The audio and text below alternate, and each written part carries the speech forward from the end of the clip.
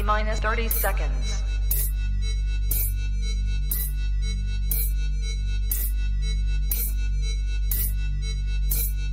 T-minus 20 seconds.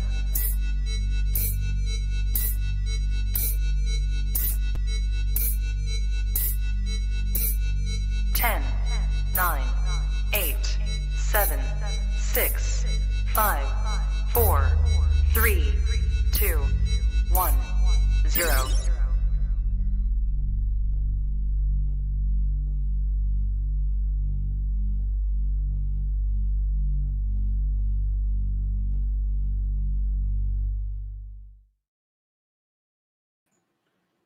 You are now tapped into the coolest reptile podcast in the world. Welcome to Trap Talk Reptile Podcast.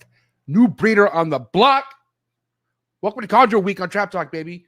Episode 405. I'm your boy MJ. What is good, everyone out there? If this is your first time hanging out with us tonight, if you're into keeping reptiles, overall just keeping, admiring, wanting to learn more about them or wanting to learn how to breed them, all that stuff, this is a place to be. Smash that subscribe button, hit that notification bell, select all. You'll be on top of every single podcast I drop here on this channel. You can also listen to Trap Talk on all the major audio platforms such as Buzzsprout, Apple Podcasts, Spotify. Don't forget to rate and review and subscribe to no matter where you hear Trap Talk. Appreciate all the love and support and all the feedback. Really means a lot.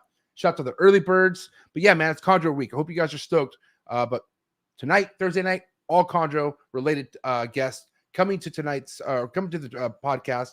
So I hope you guys are ready. I want to say that tonight's episode is brought to you by the one and only GS Reptiles. Guys, if you are into a reptile, just a single species of a reptiles, and you're like, man, what else is out there in the snake world that's fucking cool? Well, this guy, Gary Shavino, aka GS Reptiles, keeps a lot of cool, relevant, I want to say a lot of it could be underslept on too. I'm just saying, if you want to learn about more cool reptiles to work with in the hobby, GS Reptiles on YouTube will teach you a lot. All right. One of my favorite YouTube channels when it comes to reptile content, hands down. Good friend of mine too. So very lucky to have him as a friend. More importantly, shout out to the sponsor, man, Gary Shavino. All right. Seriously. Most entertaining reptile content out there on YouTube. So check it out. Go have fun learning with my man, Gary. He's one of the best doing it.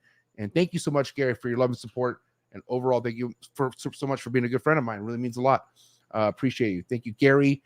Also follow him on Instagram too. GS Reptiles on IG. All right. By the way, I know YouTube said this shit was starting at 7. I don't know why it said that. So I'm sorry if I confused anyone out there. Anyways, keep it moving. Hey, behind me, Focus Cube Habitats, #1 PVC enclosures in the game. Flexing Texas all day, every day. They are doing next level stuff. Way beyond what's behind me, but behind me, I got to say, is cool shit. But if you really want to see the next level stuff that Focus Cube's coming out with, and I really mean next level, like dude, it's, I can't even speak on it. I mean, really, if you want an idea of what I'm talking about, go to my other YouTube channel, the Trap Vlogs, and check out the Bill Stiegel vlog I did at his party. And they displayed one of the newest designs that is just groundbreaking. I mean, like I said, I love what's behind me, but I, at one point in my life, want to have what they just released, okay? It's called the Heretic. Check it out. No joke. Shout out to Steven. Shout out to Ashley. Again, Flexing Texas all day, every day. Focus Cube Habitats, thank you so much for your 3+ years of support. You guys are amazing. Love you guys. Really good people. Some of the best people you could meet in the game, too, hands down. So thank you, Stephen Ashley, Focus Cube Habitats. Last but not least, sim containers. All right. If you got eggs, put them inside of a sim box. If it's a sim, it's a win. Less steps, less stress, all day, every day. Thank you so much, John and Alex. Appreciate you so much. But guys, anything I hatch here at the trap hatches out of a sim container. Multiple legendary reptile species hatched out of a sim container. All right. So go follow Sim Container on Instagram. John is doing amazing work. And Alex by the monitor game and whatnot, and just really next level shit also coming from Sim Container. So thank you so much, guys. Appreciate your love and support. And early birds. All right. Oh, also, before we get into things, man, I just want to say shout out to my Patreon members. You guys are my heart. How can I not shout the Patreon family, man? But if you're looking for exclusive content, if you want to get more out of what you see here on a weekly basis, if you want to get more behind the scenes, or if you just want to support what I got going on, then go down to the very first link in the description below. Click on it. Join the Trap Talk Patreon family. As soon as you join the Patreon family, you'll get a link to the Discord that will tap you in with over 170 trappers, dedicated keepers. All right. We really love what we do, but we're all growing by the day. So I got to say from the bottom of my heart, appreciate all the Patreon members. You guys are my heart. And every Sunday we get together with the V Unit family. All right. Every Sunday on Zoom, face-to-face party, my man Emilio and his crew. So one of the perks when joining the Patreon family, you get to get face-to-face with a lot of keepers. You know, you get to actually meet people. And what happens when you meet people? Relationships are blossomed. And I got to tell you right now, some of the best relationships I've ever made in my life came out of the reptile game. And that's a fact. All right. Second best thing other than the reptiles in the reptile world are the people. Remember that. Patreon members, you guys are my heart. Early birds. Hey, check it out. If you're in the live chats tonight, don't be shy with the super chat. If you think tonight's episode is super chat worthy, like my man Adrian Blue from Blues Pythons, drop a super chat. Don't be shy. It's all good. Especially if you have a question, an important topic, or if you want to show Andy some love or myself, throw a super chat. You feel me? Let's get cracking. What's good? Big Mike, 1776 Exotics. This guy's doing it right. Follow him. Ball Python game, legit. Chondro game, even more legit. Trap Talk Patreon member, the OG in the game. Appreciate you so much. Heartland Reptiles, let me join in. Trap Talk Patreon member. Appreciate you. Miller's Menagerie, Trap Talk Patreon member all day, every day. Julio Fulio in the building. Trap Talk Patreon member all day, every day. Row 5.0, Trap Talk Patreon member all day, every day. The homie Diego, Cruz Family Constrictors, my right hand, Trap Talk Patreon member all day, every day. The homie Robert, Orange County Chondros, very passionate about what he has going on. That's for a fact, and he has some good heat. For my man right there, Orange County Chondros, Trap Talk Patreon member all day, every day. Brian from Heath and Hatchery, my dog, Trap Talk Patreon member all day, every day. V Unit family, appreciate you so much. All City Serpents in the building, Trap Talk Patreon member all day, every day. My homie Adler and his wife Jamie, Serpent Eclipse Reptiles. If you're looking to upgrade your logo, if you want to just get a logo and start right and don't do what most these guys, no disrespect. Most of the people who start off, their first logo is shit. I want to say mine wasn't one of them, but mine definitely wasn't legit the way it is now. My man Adler changed my whole life when it came to branding. So if you want to get your life changed, if you want to step your shit up, go to Serpent Eclipse on Instagram, reach out to Adler, or go to A&E Foundry. Tell them the trap sent you, and he'll take care of you. That's my family. Appreciate you guys so much. Mark Curry Reptiles, probably one of the most excited Patreon members I have for tonight's episode because he's really about the chondros, all right? And we just need more people like Mark Curry out in the world. Seriously, appreciate you, dog. Trap Talk Patreon member all day, every day. Bay Area Ballers, Trap Talk Patreon member all day, every day. Appreciate you, homie. Big Keys dropping threes all day, every day. Appreciate you. Go follow my man Keys, the Unit family member all day, every day. A Clutch to Remember. What a name. I wish that could be the case for chondros with me. That'd be a great name, but no. You know, but I think every clutch, you got to remember it, right? You got to pay your dues, which we'll talk about tonight with the homie Andy. Hey, like that name. Appreciate you so much. Trap Talk Patreon member, one of my newest Patreon members. Thank you so much for joining the family. Bradley Pruis, what's up, buddy? Trap Talk Patreon member, also chondro enthusiast as well. Thank you so much for tapping in. The homie Josh, Scale Fins and Feathers, recently hit the waters. Hey, how did fishing go? What'd you get? Let me know. Text me. I wish I could have been there. Trap Talk Patreon member all day, every day. The homie Zach, NW Herpetological. Trap Talk Patreon member all day, every day. Eric's MORPH Factory in the building. What's up, V Unit family? All day, every day. Simone, what's up, Simone Pierre? That's a sick ass name, not even gonna lie. Ian H or EH or Heh. What do you go by? Either way, sick ass name.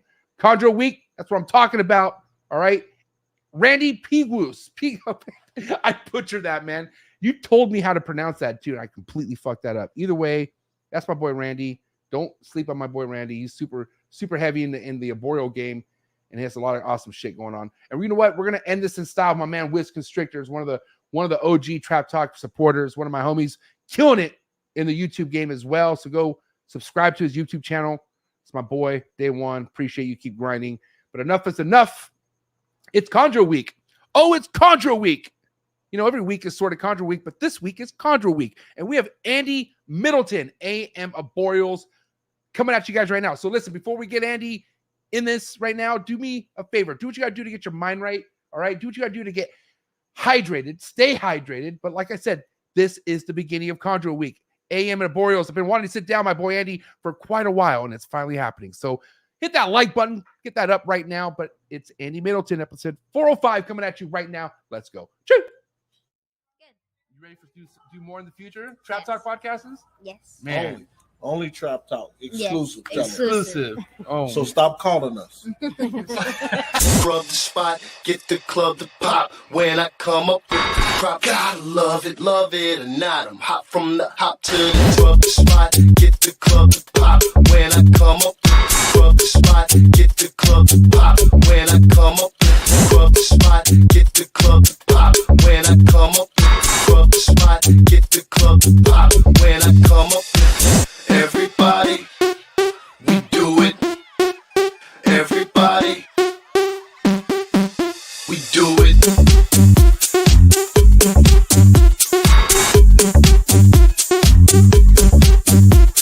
Do it.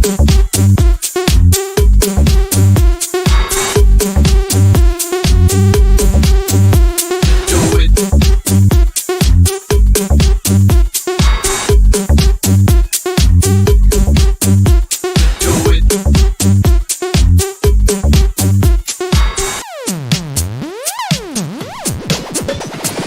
Rub the spot, get the club to pop. When I come up with the rub the spot, get the club to pop. When I come up with the rub the spot, get the club to pop. When I come up with the rub the spot, get the club to pop. When I come up. episode 405. We live. Andy Middleton. Got him. Finally. What's up, buddy? Took a little while, but how we doing, MJ? Doing all right, man. How you living, Andy? Living the dream. Another day in paradise today. Long day, but here we are. I'm not gonna lie, man. But you and I, obviously not too close, but as far as like me knowing who you are, what you've been doing, go back a few years. I want to say like at least 4 years. And obviously with getting James on and you helping me getting James on back then, I got to know you more, and it's just kind of cool to see you now. And and that's why I'm like, I don't get too mad when there's a guest on, which I'm like, fuck, why this guy should have been on. Sometimes it's always like more of a treat when you wait a little bit longer. You know what I mean? So I'm stoked for tonight. Happy you're here, man. But what's going on with you, man? First and foremost, introduce yourself for anyone out there who's just like new to chondros, don't really know who you are and what part of the country you're in. If you want to just quick intro on yourself. Sure. So I'm Andy Middleton, obviously. I live up in the Northeast in Connecticut. I keep a little bit of everything, wide range of arboreal stuff. But, my primary focus is chondros and designer chondros and, all things green. So I want to say right now, right off the back, the only thing I don't like about this guy, and it's not even his fault, but he's the fucker who won the pair of Bolins. So anyone out there who was a part of that raffle and wanted to know whatever happened to that pair of Bolins, you have that pair, correct? You're the guy. I sure do. Yep. How they doing? They're doing good. They sold in pretty well, and they're doing their thing, going through the motions and whatnot. So yeah, I couldn't be more stoked. Certainly a dream come true, no doubt. Speak of the devil, Joey in the building, who was actually the oh shit, that was the person. You guys there? Oh, that was the person who exactly started all that whole raffle. And thanks for tapping in, Joey. But yeah, it's cool to know that they're in good hands. I want to say one of the biggest fears, not that it was a fear, because that list of people we had for that raffle were pretty handpicked. Like we handpicked basically everyone. So it was like, if someone we know is gonna, take these snakes, but went to Andy. So holy shit, glad they're doing good. Your first pair of Bolins, or your first time keeping Bolins, I'm assuming, right? Yeah. I tried for many years because as long as I've known James, he's had him, and he kind of got me started on the whole itch trying to get my hands on some, and a number of deals fell through over the years and whatnot. So it's just it's amazing how it all worked out in the end. Yeah, I mean, let's first start with let's want to talk about your involvement with arboreals, right? And was your first arboreal snake a chondro? Like, what was the first itch for you that you were able to get complete? No, so my first thing was a ball python, but I always kept that thing around. But I quickly got into carpet pythons. Assembled the carpet python collection pretty quickly. A little bit of everything from everything. What year, Andy? I'm sorry. This is got to be around 2018. So I was big into chameleons at the time. My whole bedroom was lined with screened cages, panther chameleons, veiled chameleons. That was kind of my thing. And then just naturally fell into the way of keeping pythons and whatnot. So I kept that ball python first, and that was kind of my gateway into things. And then, I probably got my first I took over a guy's collection. We were kind of both maintaining it for a while, and it was a very large collection of carpets. We probably had a good 80, 90 at, the peak of things. And so it was really 0 to 100 really quickly. So I did my things with carpets and ran into some issues with having a big collection and bringing stuff in from everywhere. And Can I pause you right there? We're going to get to the rest, but lately what's been kind of hot topic is carpet pythons. I had Nick Mutton on. He had a great episode, right? He had his say on nidovirus, but I've been hearing a lot of people having carpet pythons as a main source of their collection. Like that's what they have, and a lot of issues with that. I want to hear what issues you were really having with the carpets, other than maybe getting them from other people, but like what was happening to the carpets and whatnot. I'm just curious. So I can't really speak to others people's collections and what have you, but I can speak to, what happened in mine. Right. It was really like my first winter and breeding season, keeping this giant collection of carpets, or at least felt giant to me at the time. And, you go through your typical, seasonal changes, temps start to drop and all that fun stuff. And, I had, since I started cooling temps, I had 3 or 4 snakes come up with RIs, and I thought that was pretty not very typical of an event to take place, and they deteriorated rather quickly. I did all the textbook things, bumped their temps up, got them on bait trill, whatever everyone was telling me to do at the time, and they just never really bounced back. And then, sooner rather than later, males were getting RIs, and the vast majority of my collection had respiratory infections that they later died from. They'd either stop eating, and, snakes that were killing food, suddenly wouldn't, turn their nose up at anything. Just suddenly wouldn't eat. And it was just, it was a really quick turnaround from, the collection that I maintained, the couple years going into that versus when I started dropping temps, and really everything hit the fan all at once. And, I probably lost 30, 40 animals in a span of 2 months. It was probably one of the worst times of my life. Damn. And like, who were you reaching out to people like, hey, what should I do? Or like, did you get advice as far as what to do? Because first and foremost, once you saw these signs of RI, how quick were they crashing? Was it like pretty immediate? Like, was it like? Well, yeah, some of them you could string along. Really, you were just prolonging their, eventual, whatever was going to happen. But most of them died, probably within a month. Damn. Hey, real quick, what's that beeping on? Is that your phone beeping, or is it? I mean, you got a lot of people checking my stuff out. I got to go on Do Not Disturb or something. Yeah, can we not, like, it's always when I have someone on, like, knock it off. Like, I feel like it's someone on purpose sometimes. Yeah, can you kill that? Is there any way you could kill that? Yeah, I already took care of it. No sweat. You're the man. All right, cool.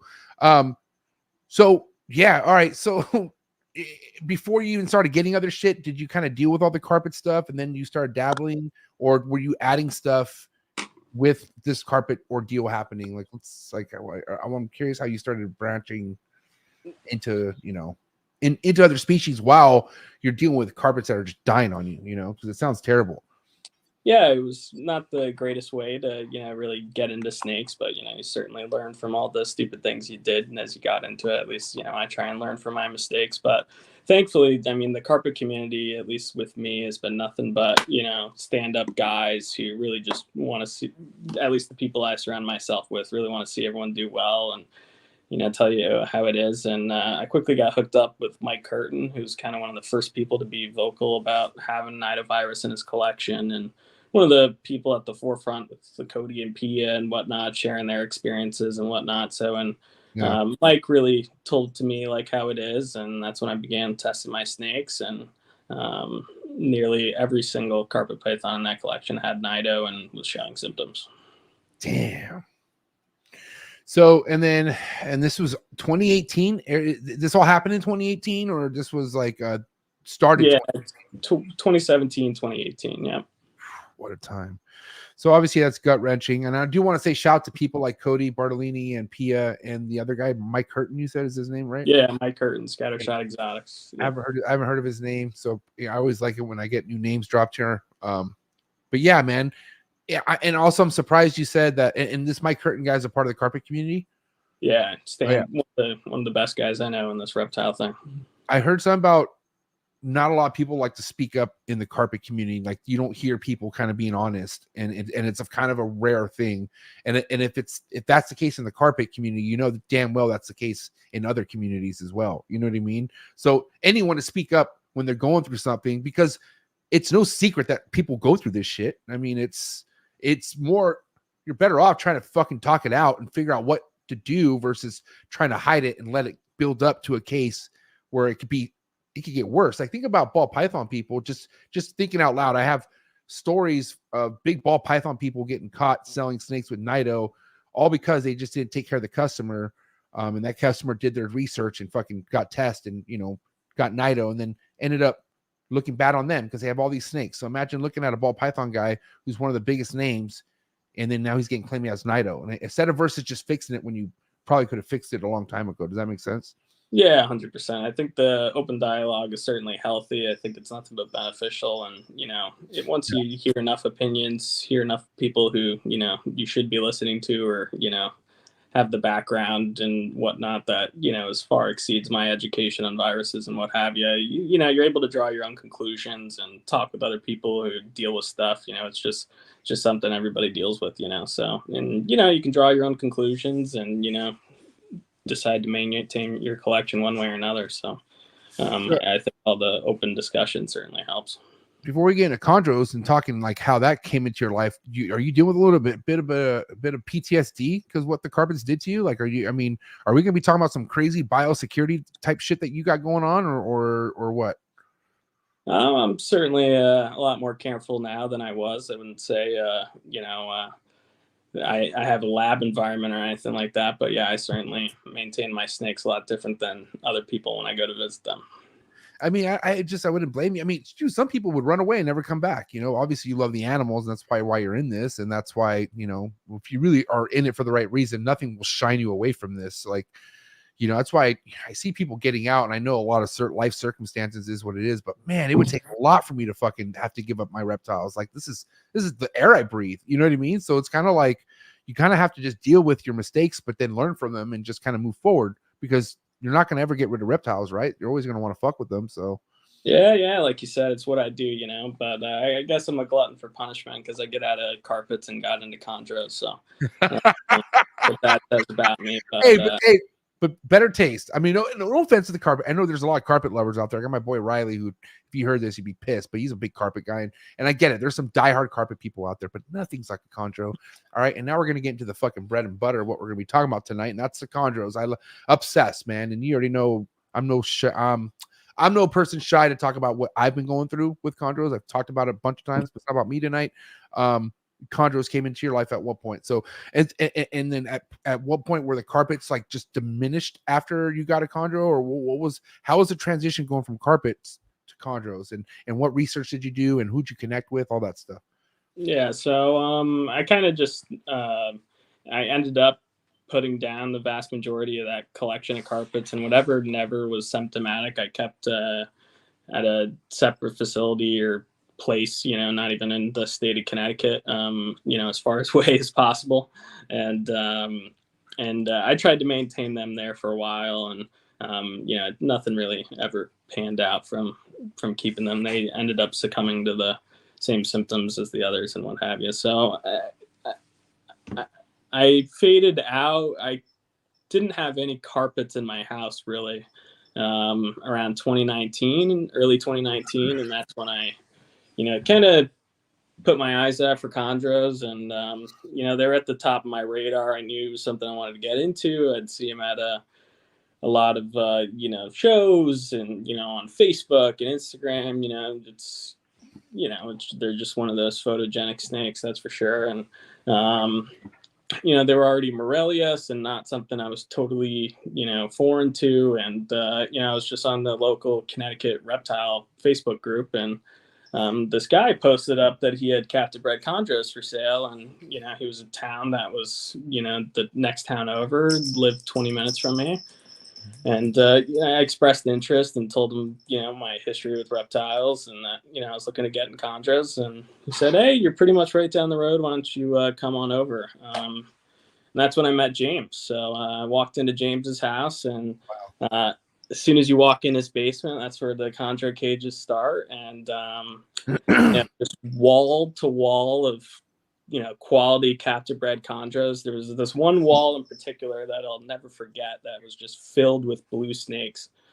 And if you're a guy that wanted to buy a Biak, at a reptile show, then you go and see this collection that James had at the time. It was every chondro, any phenotype, any bloodline you could possibly ever be interested in, James had. All the high yellow from yellow stuff, high yellow from red stuff, all his Highland Womena stuff he was working with, of course, all the blue line stuff, all the, his Andrew Hammond blue male, his blue Maniquarry female. It's just, all these iconic chondros that he's had and had a lot of luck with breeding. I was, able to see, for the first time when I saw a chondro collection. So, I mean, what better treat than, seeing James's massive collection of chondros, as my introduction. I'm going to pause you right now because, the guy I consider, I consider quite a handful of guys to be one, some really close friends of mine. And they're some of the best doing it in the chondro game. One of them's being Socrates, right? You know who Socrates is, obviously. Those Florida cats. Socrates dropped game on me, and also just like we grew a friendship that I'm so thankful for. But then one of the people that he's told me that mentored him is this guy James Opto, right? And I remember back when I first met Sock, he was telling me, you got to get James. He before he would even consider himself to come on the show, he told me you have to get James on the show. And I'm like, and I believe I already knew James. I had already, because how can you not? Like, if you're following chondros, you're gonna see his work. All you have to look for that JO, and that's him. You know what I mean? Or does he go by captive snakes? What is he? Does he have a number, like an initial or something that he goes by on all his pictures? Yeah, his breeder initials JO. Yeah. Okay, I thought so. All right. So, anyways, it's just a very common one of those common names that you quickly pick up on, especially if you're on Facebook. And so for you to get mentored by this guy, it's one of the best people who could kind of introduce you into this shit. It's like one of the best case scenarios. You know what I mean? So that's why, I was going back. I don't know if you heard me talk about in the intro how other than the reptiles, the best thing that could happen to you are the people, because you can meet some of the best people that you would have never met if it wasn't for the reptiles. And this is a case in hand, right? Yeah, 100%. He's no better friend and no better mentor, that's for sure. So, you guys always look like you're having fun. I'm not gonna lie. I'm kind of jealous sometimes. I think there was a couple times we talked to each other, and we were both on the other end having a good time. But it seems like I can't wait to hang out with you guys someday. I'm hopefully get my ass down to Daytona next year, because that'd probably be the best time to all of us be hanging out together. Joey tells me he goes up to the Daytona, and you guys just have a blast. Am I right?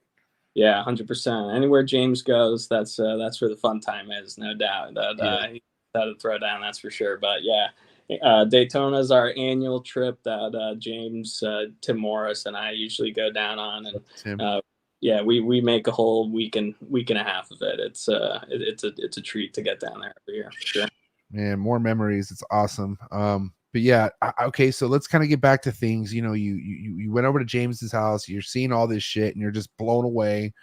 Crazy. You got the itch. I'm assuming it's over after that. But how did you work your way into having James trust you, basically take care of his animals in a sense? And mind you, I don't even know exactly how much work you do for James, but I do know that you do help him out right now. And I want to talk about that. Yeah. I mean, when you have a collection the size James has, it's helpful to have a second set of hands around sometimes. And thankfully I was the guy that got the call when, an extra set of hands was needed. So yeah, I certainly was, so I've seen a lot of things over at James's, that's for sure, and learned a hell of a lot. So, but yeah, I on that first trip, I think it was that first trip over, I pulled the trigger on a nice red Neo Highland Womena Highland he hatched out the year prior.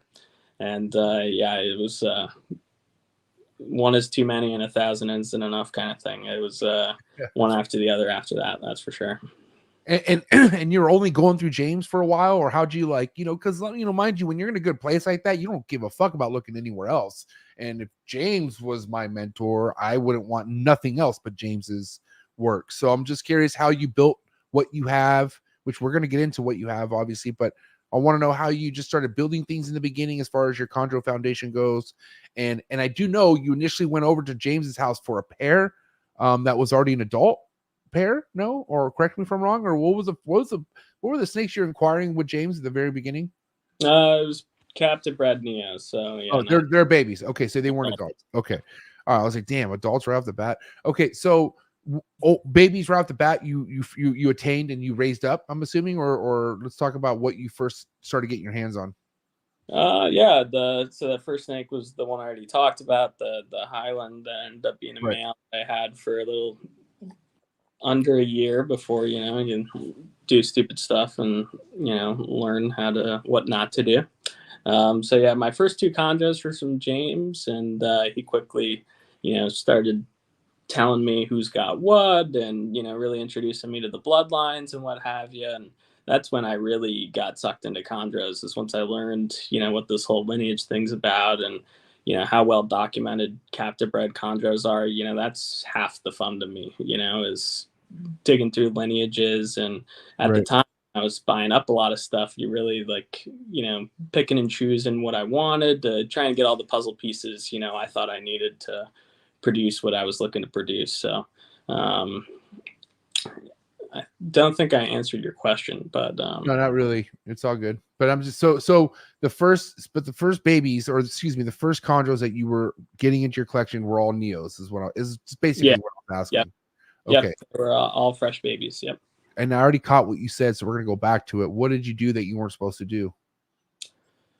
It was so thankfully, I had my big collection of carpets. I'd been producing carpets, so I had all the 6-quart RHACS and all that of the world, and I was keeping them just like any other Morelia, and ran into stupid issues with keeping them a little too cool, and crappy sheds and what have you. And one ended up getting a clicking noise from what I now know is being in shed, and having its nose plugged while going through the whole shedding process. And my partner at the time, who I was doing the whole snake thing with, thought I had an RI and decided to shoot it up with bait trail that we had on hand from the whole carpet python saga of the past. And a little too big of a dose was given, and that snake didn't make it. So damn, brutal. All because you were a little freaked out because you thought, oh shit, And I never heard of a clicking noise. So there's some Neos that have stuck shed because of the nostril shed, and they it's clicking because they're trying to breathe through it. Yeah, I've come to learn it's not just Neos. I had bought in a yearling and it came in, and little did I know it was in shed, and it had a clicking noise, and I thought it was bizarre and reached out to the seller, and he says, hey, I've seen this 1,000 times. It's when they go into shed and their nose gets clogged, and it's just a clicking noise from the shed skin and trying to breathe. Sure as shit, snake shed out a couple days later, and no clicking noise. But a clicking noise you would associate with an RI, or if you've ever heard one. Yeah, I mean, I don't want. I'm trying to think. When have I really actually heard one? I mean, I've definitely seen signs of RIs, and yeah, it's not good. But yeah, definitely don't panic over the clicking one, and don't ever shoot it up. Yeah, but live and learn. Yeah. It is what it is. Now, I want to carry, my curiosity now lands where your research was going heavy with the lineages with chondros, right? But as you kind of dig deeper, you're realizing how a lot of these designers are just cross localities, right? Or just obviously bred back to other crosses, and AKA could be known as hybrids, but whatever, shut up, Ryan. Sure. But anyways, so what was your taste going into wanting to build certain projects for the snakes you were getting? Were you leaning towards getting certain localities, or were you like, I want to just get straight into designers and go that route? Yeah, so I got straight into designers. That's I knew I wanted the blue line chondros, and eventually, having a solid blue snake. Like, I always saw going over to James's house. That was the goal, and Right. frame in mind of what I wanted, and spent the first couple of years trying to buy neos that would eventually be blue snakes, but played the lottery game a bit, and at least with me, I didn't have the best luck. But you know, but as I was buying up snakes, I started to pay a lot of attention to, the bloodlines and what snakes, if you pick a snake, trying to think of a decent example, like crazy. Like, what do you mean? Like pick a species? No, pick an iconic chondro, like blue deuce. Blue Deuce, Crazy and Blue Deuce are siblings, both from Daddy Pants and Tim Morris Blue Female. But what you'll notice looking back at the lineages is, over at the barn, Blue Deuce, was the hell of a male, super prolific, and produced a lot of snakes, with a lot of different females, from Blue Deuce Beox to all the blue line females he was put with, and the blue line outcrosses, and all the miscellaneous. Blue Deuce is sired a lot of clutches, and then you see the stuff that Crazy was put with, like the Crazy Lucy's of the world, and you can just kind of see the different branches of the lineages and how they were bred in separate collections, although in this example Crazy and Blue Deuce ended up at the barn, and just the phenotypes that would derive from that, and they were bred more or less separately, but when you see them come back together down the line, you would see certain results. So just playing that whole game and trying to understand what everybody had, that was that's a lot of the fun in chondros for me. So okay, and then so at that point, after getting more information about certain blue lines and whatnot, what were you favoring? Like what were some of being the things you were collecting after that? So James really took me under my wing, as we all know at this point, and with that came, him introducing me to, all the people that he surrounds himself with. So naturally, I've become really good friends with Tommy Budway, who I've gotten a number of snakes from. James introduced me to Christian Stewart, and you just know who's got, a lot of the nice stuff around right now, at least the stuff that I'm looking for. So, through James is kind of who I met, how I met people, and, and naturally the people that I ended up buying up snakes from. Would you want a Christian Stewart episode? I sure would want a Christian Stewart episode. I know that. I'm asking you though, Andy. Would you want an episode with here on Trap Talk with Christian Stewart someday?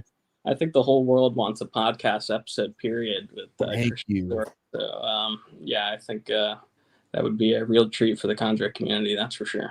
Hopefully he gets that message. Listen, I've been on his bump for going on 2 years now, and we'll see day by day. But I want him to know out there, if he hears this, we need that episode.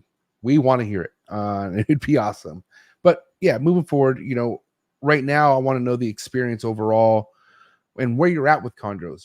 Because 2023. What year was it when you went over to James's? So end of 2018, early 2019, probably. Okay, so I think I bought my first chondro in January, February, March of 2019. So you're right at that point. You're at 4 years ish. Have you paired anything up yet? Are you getting into that point? Where are you at with chondros and all that? Yeah, so in 2021, I had my first clutch.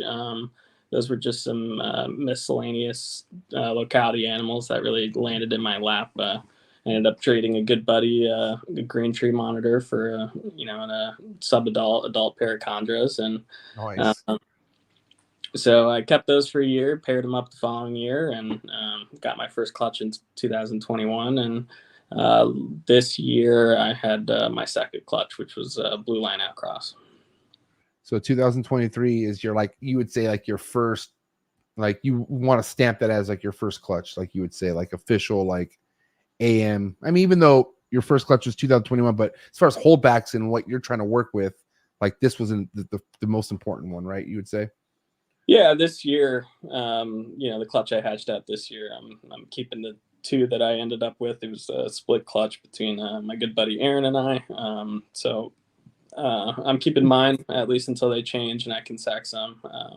But yeah, Aaron, is he like out there? Or is he just DL? Like, is he kind of like behind the scenes? he's a super low key guy. He Right on. bought a female from Greg Maxwell in 2007 and kept it as a pet and his only snake for years. And then, you know, I stumbled upon him and I took it here on loan and had our first clutch with it this year. Oh, wow. Okay, so why don't we get into detail as far as what was bred? So 2023, this year, that Greg Maxwell girl gave you that clutch? Yep. Wow. So Okay. very old girl, well out of her prime, but yeah, we were able to get her to go. 2007, that's epic. And the male, who'd you pair her up with? Yeah, it's a male I got from Dave D, which is at a Sky Topaz and Cyclops Raw. What? Dude, that is heat. Holy shit. Okay, so how many eggs did this 2007 give you? So we didn't have a lot of luck getting fertile eggs, but I had 3, you know, that candled good right off the bat. A couple others that were fully calcified, but didn't candle too well, and a fair bit of slugs. But I was able to get all 3 to hatch. Wow, shit. You know how this goes, man. 3's better than 0. Okay. Yeah, I'll take what I can get. That's for sure. And they've been doing really well, doing everything they're supposed to be doing, and rocking and rolling. These are all-star snakes just because of the names that are involved here. We're talking Greg Maxwell and Dave D. You know what I mean? These are, and then Sky Topaz. That's a very familiar name in a lot of Socrates's adults that he has going. Like, you know, that's just the first time I ever heard Sky Topaz came from Socrates, because he's like it's almost like a Patrick Holmes in a way, but with design. You know, with I know Patrick even knows the designers, but the guy with Sock, you know, from he knows, could just tell you names that just kind of stick with you. And that Sky Topaz and that name, you know, also after doing my research, you realize how powerful that snake is. What were the color of the 3 that you hatched out? Oh, they were all red. All red? Okay. Red. All right. And that was expected, obviously. There's no yellow. It should be no yellow in that pairing. Yeah, well, the female had a yellow dam, and you never really know if a male is red dom or not, you know, unless you really put it to the test. So I expected all reds, and I mean, it's a small sample size, 3 snakes. It's hard to say, you know, if there would be yellows or not, but yeah, they were all red. So I'm curious, you know, a lot of people have a different approach when adding a new adult into their collection, especially before breeding. Like, you have some people who say, well, I guess this is mainly for imports. Like, I remember being told, if you ever take in an import female, and if you can't get her to breed right away, because I heard there's like, that's your best chance to see if she's going to actually be giving you good clutches, is like right then and there, right? But like, for instance, if you were to add one from somebody else, like on a loan, like in your sense, right? Like, how long did you wait before you paired that female? Like, did you put her through quarantine for a little bit? Like, let's talk about that. Yeah, 100%. I don't think this kind of opportunity will come up again. And, you know, I don't foresee myself doing any breeding loans really going forward. But like a huge one-off situation. Yeah, but, you know, given the circumstance, this Aaron got that snake as a fresh red baby, you know, back in 2007. It's the only snake he's ever kept. Right. Only reptile he's ever kept, I'm pretty sure, you know, leading up into recent years. And when I believe we night tested it before we got it, took it to the vet, full vet checkup. And then with me, I probably tested it 5 or 6 times before I introduced it to the main colony. And it was in quarantine for well over a year. Okay. So, and, you know, as far as feeding an adult snake like that, like, what's your approach? Like, how do you like to, like, what was she on? Because she's an older snake, obviously, right? So what were you feeding her? She's a big girl. Aaron was feeding it medium rats its whole life, so she's a big girl, and her diet certainly shows. But I feed her now on weaned rats, and I probably feed her every 3-4 weeks, and that's kind of pretty standard for my females. You know, when I'm maintenance feeding them throughout the year, it's typically every 3 weeks, good size weaned rat. Okay. Now, you know, going into obviously pairing this 2007 female from this year, what time of the year did you pair at? Well, I tried a different male with her first, and I tried him very early on. First introductions probably, and I usually start my introductions right around Halloween, so right around this time, and tried him for the first couple weeks of November, and he didn't go, and then we got into December, and the male, we really wanted to get the job done, wasn't really up for the task, and I think it was around February, March when we ended up putting the Dave D male in, and he went right to work. So definitely got her on the late end of the season. How old is that Dave D male when you paired him? He was 4 years old, I believe, when I first started pairing him up. And that was his first time? That was the first, first clutch. Go? Wow. I don't know, man. What's your take on like maturity being more of your best bet versus like trying to get a male big and ready at a younger age and throwing at him at a younger age? Like, do you not think that has an effect? What's your take on like when you should pair a male up to a female? I go by age, always. I haven't had a lot of females ready to go and a lineup of males, that I'm raising up, so I haven't really had to deal with that dilemma. But yeah, I typically wouldn't pair a male until it's 3-4 years old. But I've seen 20-month-old male chondros locking up. So and James has tried some young males, and he's had some good luck with it. So I don't have too much of an opinion on it just because I don't have much experience. But I've seen people do it and have success doing it. So. Yeah, I mean, because with the ball pythons, there's a way people could get their males really young and have success. And the only ones I know who are doing that are ones who've been doing this shit for a very long time. And I'd much rather leave that to where that's a cool trick. Maybe I'll learn that down the road. But for me, I'm cool with just sticking with maturity, because I'm noticing males that I hold off. Like if I'm like, let me just wait one more year. And if it's something where I'm like, all right, I need you, they pretty much go straight to work. Now, how many locks went down, would you say? Like how much intercourse was going down before shit like actually was like where you could actually pull him from the female and stuff? I'm just curious how long he was paired and all that stuff. There was a number of good copulations. I can't remember exactly off the top of my head how many times they locked up, but I think it was between 10 and 12, times that I witnessed copulations. I probably left him in for 7 to 10 days the first time around and locking nearly every night, except for those last few nights. Once he's not going right to her, I pull him out, give them each other a break. And then I probably put him in on 2 separate occasions, and she did everything textbook. It was hard to miss ovulation, and I knew she was a pretty easy snake to read. As the result of her size, I kind of knew when she was developing, and she was like I said, an easy snake to read. So when you get a snake prime like that, it's like fuck. It's kind of like everything's rolled out for you as long as you know what to look for, and obviously you've had previous experience and you kind of have the idea. But if you are very attention to detail, you do very well in this, I feel like. And you just can't make stupid mistakes because you have to pay for them. Like a lot of the reason why like people ask me, well, how you're not successful at chondros, because I made a lot of stupid mistakes I should have never made.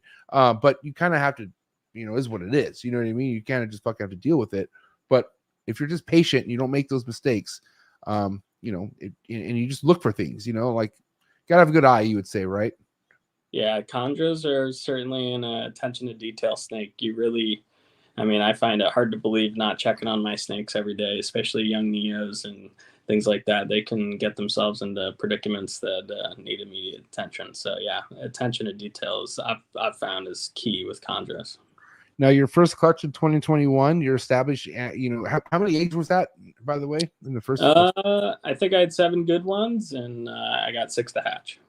That's cool. So, and then your first go at establishing your own productions, how'd that go?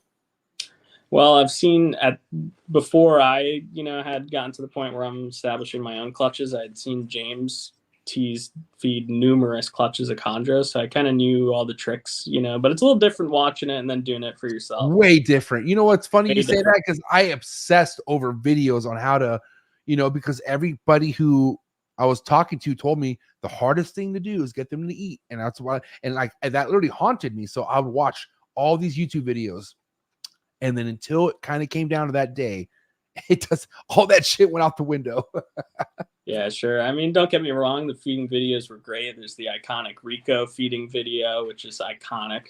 Right. You know, Irby's put up a lot of establishing neos on Facebook and whatnot on YouTube. So, I mean, don't get me wrong. You can certainly take tricks you learn from different people and apply it to each individual snake as it comes, you know, it's because I've found at least that, you know, each baby has a slightly different trick. You know, maybe you got to hit it on one side of the neck as opposed to the other to get it to bite.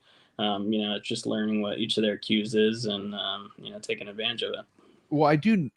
And this is just kind of my game plan going into the next opportunity I ever have of feeding neos is like, I'm not going to fucking waste my time and more importantly, stress out a snake and try to feed it for over 45 minutes. Like you hear some people who just are trying so long to get this one thing to want to eat. And I just know for sure there's signs within a neo. I mean, you know, listen, if it's striking at 45 minutes, I guess, okay, I guess you hung in there, but you know, it's not going to do that. You know, for the most part, it's going to run. It's going to take off on you. Like if it wants nothing to do with that food, you're going to get signs. But you know, mind you, other people do that because at some point they get it to eat and it was like on that 11th, 100th time that they went back and messed with it and boom, it got it to wrap. But I don't know. I also know that there are neos that come out ready to eat and they want to eat. And those are the ones to focus on, you know?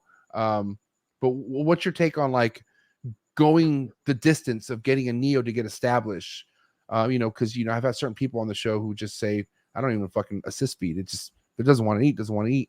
And then you have people like Sock, God bless his soul, but that guy will fucking assist feed something for over a year if he has to. Like he believes in that, and that's the kind of person he is. But where do you sit with on how you believe a neo should be established, and also if a weak neo carries on throughout its adulthood and stuff like that? I'm curious what you think. If I ever have this baby chondro that requires assist feeding, I probably would, you know, not go through with seeing that through. You know, I'm kind of under the, you know, belief that, you know, if they're going to eat, they're going to eat. And, you know, I tend to pick babies that are the best eaters. So, you know, I don't see myself stringing along neos for years, you know, when they're just not, they don't get it. You know, I don't really have the patience for it. And it's not something I'd necessarily, you know, be, I don't know. I think that if you breed chondros together that were the best eaters, just rocking and rolling, eager out of the egg, you know, that you're going to produce more chondros like that. I have no data to back that up. I don't nearly have the numbers to back that up, but you would just think logically over time, you know, and if you're intentional about it, you know, something would carry through. So, yeah, I am not in the assist feeding them for years camp for sure. I'm not even in the realm to even be speaking about this because like let's just think about like something you produce that is just so red or just something that's just like, what the fuck is this? That might be that one snake where you're like, okay, I might need you to figure this out, and if not, okay, I'm gonna have to hand feed you until we get there. I don't know, but hey, that being said, if I'm having a pain in the ass one, I would drive it right down the road to James and say, why don't you give this one a crack, all right? I will say I'm also blessed. You know, we got people who are actually in the building right now. Shout out to the mayor, Bill Stiegel, Patrick Holmes. Those are two guys where if I had something so legendary to me and I wanted to keep it going, I would definitely send it to one of those two. Definitely Bill, first and foremost. I would send that shit straight to Bill. But that's, you know, I don't know. It's crazy. How many times have you heard stories where a snake just doesn't want nothing doing nothing and it's shipped and then it eats right off the bat? I've heard a lot of stories like that. I've seen it happen with my own eyes. When Tommy shipped me my probably my second chondro from him, in the box, he included a snake that, you know, he just couldn't get to eat to save his life since it hatched out. Really nice snake. So I was at work, so Tommy shipped it to James. James graciously picked it up for me, and within 20, 30 minutes of it being out of the box, James got it to eat on the first attempt. So I've seen it with my own eyes. It's funny how a change of location can do things like that. Dude, seriously. I mean, smell, heat, everything's different. You know what I mean? And sometimes that's all it takes for it to wake up, you know, and want to just go ahead and say, fuck it, I'm going to eat. You see it firsthand. I mean, some people just go on rides. Some people just put the fucking thing in a car and they just take off for a little bit. Hey, whatever it takes. Whatever it takes. If you can get them to eat, I'm a full supportive in any way possible. Apart from I personally won't be shoving mice down. So 2021, the first clutch, which was 6 that went the distance, and they were all no issues getting to eat. They were all straightforward for you. The first one out of the egg was the first one to eat, and it ate like a rock star the first time, and after its first meal, it just forgot how to eat. And, oh wow! So I would get it to eat every third or fourth time, tease feeding it, but it did eventually. After a year and a half or so, it just never really did that great, and ended up going the way of life. But the other 5 are doing great. I sold a few of them, and I still have 2. Wow, man! So one of those motherfuckers ate whenever it wanted to eat, and then eventually just died on you. Yeah, it just fucking. There you go. Yeah. How's that for fucking trying to get something that you love? I could have taken drastic measures. I tried pink heads, I chick down, the whole 9 yards. Everything you could imagine, and but it was eating it was eating, just not consistently. Yeah, it was just one of those pains in the butt for sure. So it shouldn't have died because it was like starving. Like something else was going on with that snake. There's probably other issues. Yeah, it's hard to say. But I'm thinking not eating a whole lot probably had something to do with it. Now, I mean, do you even think about what you can do next time that you're into a situation like that, or how do you look at things like that? Well, yeah, with me, if I lose a snake, it's a not a happy time, and I take it really personally, and more often than not there's something I could have done to prevent it, or but accidents happen, shit happens, stuff happens with living animals and whatnot. So yeah, I certainly try and take any lesson I can take out of it and apply it going forward. Now, so the 5 that ended up going the distance, are they still in your collection, or did you part way with some of them, or what'd you do with them? Yeah, I sold 3 of them, and I still have 2. Nice. And they're solid. I'm assuming those are the picks. So yep, no issue with those. Well. What are those snakes on right now? What are you feeding them? They're eating adult mice.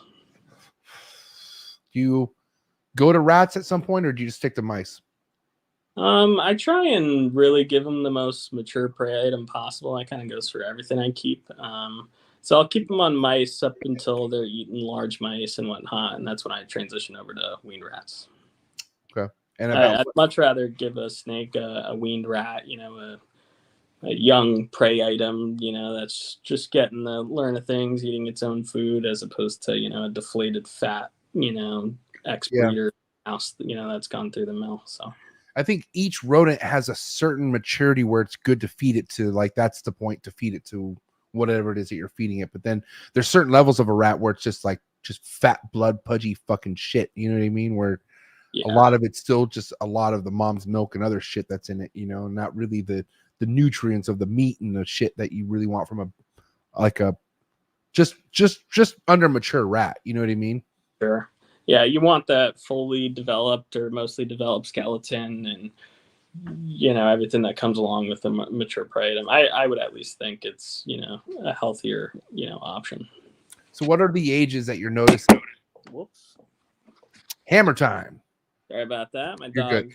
knocked my wire over. What kind of dog, bro? I gotta ask you. It's a golden retriever. In fact, I'm gonna let her out real quick if you don't mind. Go do your thing. You're good. I'll talk to you. Shout out to the mayor. Shout out to Chuck. Shout out to Heartland Reptiles. Shout out to Patrick. Shout out to MORPH Valley Reptiles. Shout out to all the people in the building for my man Andy Middleton. Get the likes up. All right. If you think Andy's doing a great job, and if you like golden retrievers, hit the like button for my man Andy Middleton, please, right now. I really appreciate it. Thank you so much.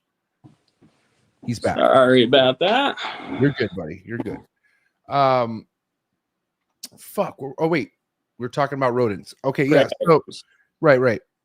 And around what age is it that you're finding them transferring over to rodent, or excuse me, to rats? Like, I mean, like, well, after a year, you would say, or when do you noticing you giving the chondros rats versus mice? Usually around 3.5. Okay, yeah. So well after the OCC. Yeah, definitely. Okay. Yeah. All right. Now, your clutch this year, right? You know, did you deal with some sticklers when it came down to this clutch? The three that are currently the one that you produced this year. What's going on with feeding them? Yeah, they were great. Great. All ate right out of the gate and have eaten at every offering. So yeah, they've been a pleasure to keep. Right. So going back to the maturity talk of a rodent, you know, being, I think, ideal, one of the things, and I can't pinpoint it to this, but I know the year I had all those goddamn prolapses, all those that ate the first couple meals or 3-4 meals had those day one little red hot pinks, you know, like, which, come to think of it, isn't shit, right? What is it that you like to go to first? Like, what's your first offer, a meal prey meal that you like to offer a neonate when it's, you know, first and foremost, do you wait for it to shed, or are you a pre-shed meal guy, pre-shed meal kind of guy? Something that I kind of took from carpets is I wait a lot longer than most people do to start feeding their neos. I usually wait 4 to 5 weeks after they hatch before I begin feeding, and I've had really good luck doing that. So you wait 4 or 5 weeks after they hatch, which is about 2 weeks after they. Yeah, 2-3 weeks after they shed. Yep. Wow, that's like the Ryan Young technique. Actually, Ryan waits a little bit longer. Ryan says he doesn't even pay attention. He says just, and then he feeds them accordingly. Now you're saying you're getting a lot more bitey or striking type neos at this point because they want to fucking eat, and that's what you're giving them that chance to want to get hungry, basically. Yeah, I mean, like I've said, I have a very small sample size of getting babies going, but you know, logically, you think it makes sense. At least the babies that I've hatched out, you can notice that they're really plump from absorbing all that yolk, and you know, they're defecating, you know, that yolk that they absorbed in the egg, and you know, at least I wait until they at least visually look like they fully emptied out from that, and before I start feeding. But I always get them going on the red hot pinks. Dude, I'm starting to learn that more and more.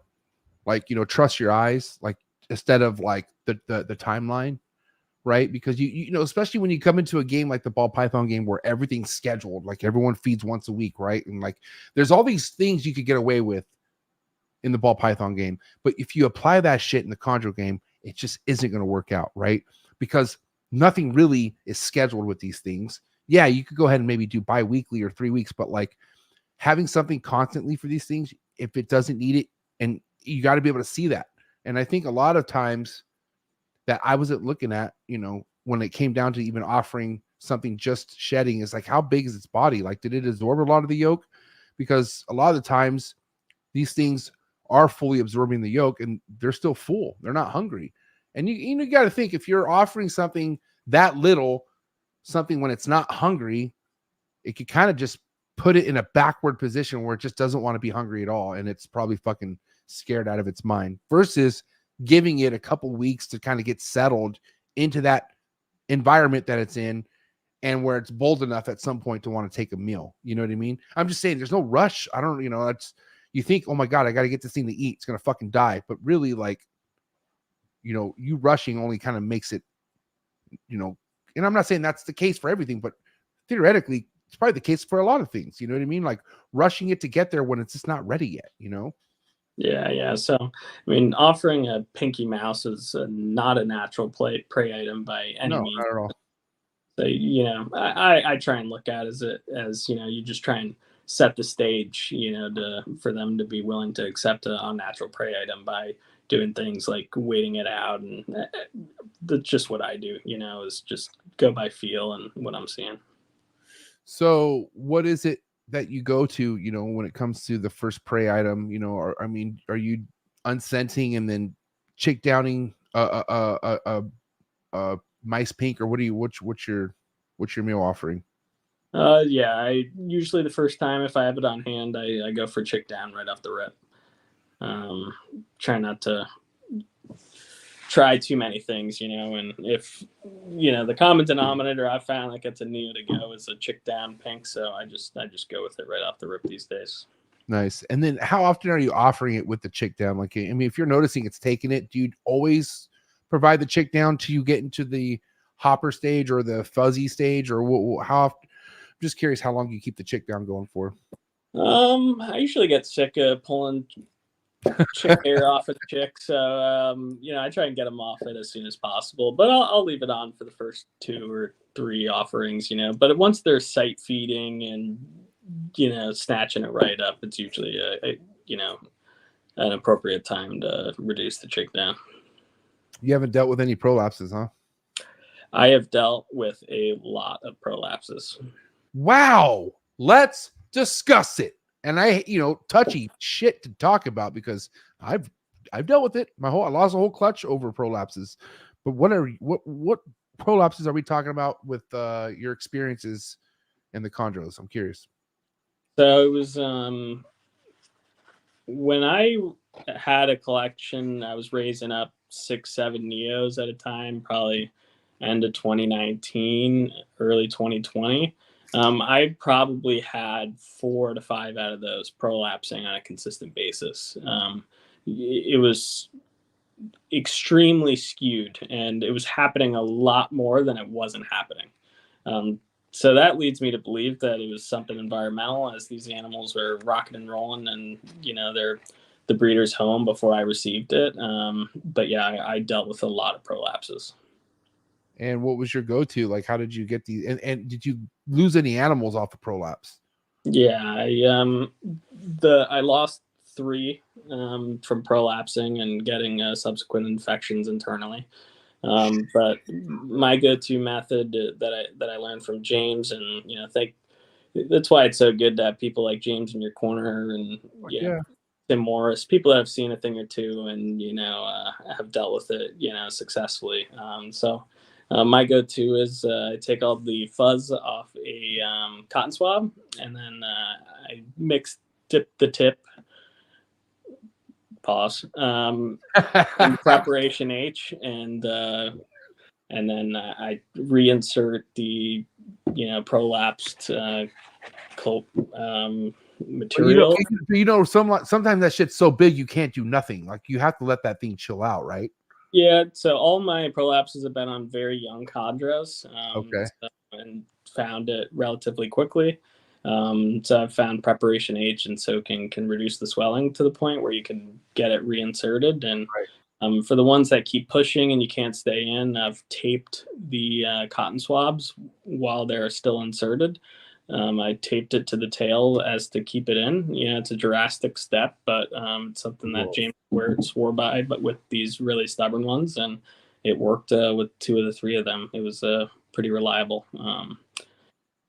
Between that and changing baby chondros, and making some changes, I haven't had a prolapse in probably a year and a half. So, what do you think it was? Was it the humidity, maybe, or what do you think that was causing the prolapses? I think it was a combination of factors. At least discussing with several people, and then I ended up just sticking to what Christian told me to do, which was I raised the temperature of my neo-rack substantially. I keep my baby chondros at 89 for 14 hours of the day, which sounds crazy to some people. I thought it was crazy at first, which I was reluctant to do. But I shoot for 89 in the back of my neo tubs. I change the water, and I only give my steaks bottled waters, the chondros that is. I get 5-gallon jugs delivered. So I switched from bottled water, heat for 14 hours a day at 89 degrees at the back of the tub, at 78, 79, typically in the 80, 81 degree range in the front. And that seems to have helped out a lot. So fresh water, you bump the heat up by a lot. Yep. Well, obviously, bumping up the heat is going to, and if you have a big water dish or, big enough water dish, it's going to create humidity when you bump the heat up. So that was probably a good trick to get the humidity and heat up. Yeah, it's funny because when I bumped my heat up, I actually reduced the size of my water bowl to prevent all the condensation in the tub. Right. So I actually was trying to combat the humidity I was experiencing in the tub. So I switched to, I believe they're 2.5 ounce deli cups. Wow, that's interesting. Okay, so you bump the heat up, and it's been 1.5 years since you've had to deal with the prolapse, ever since you did those changes. Yep, it's worked pretty well. Now, and they're still at 89. You still have those things at 89, or did you lower it down now that they're good, or what? No, I keep all my baby chondros now at 89 until I move them up in a tub size. And what size tubs are those in? They're 6 quart sea serpents. And then 6, and then 16 is the next step for you, obviously, right? I put them in the Cambro 1812 9s, which are I believe 2 gallons. Okay. And what are the temps in a setup like that? That's when I start to dial it back a bit. Shoot for the back of the tub to be around 84 or so. In the front of the tub, whatever it's going to be with the ambient in the room. So yeah, hot spot of around 84. Now people talk about hot spots all the time, but people don't understand that it has a lot to do where you place the probe. Where's your probe placement in your hatchling rack?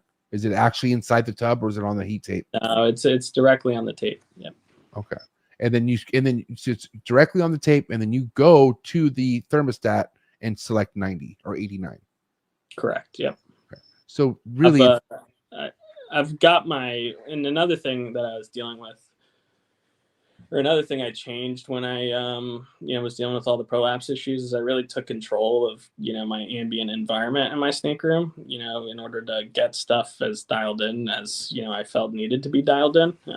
So I'm very anal about how I control the ambient room temperature as well as the humidity in the room.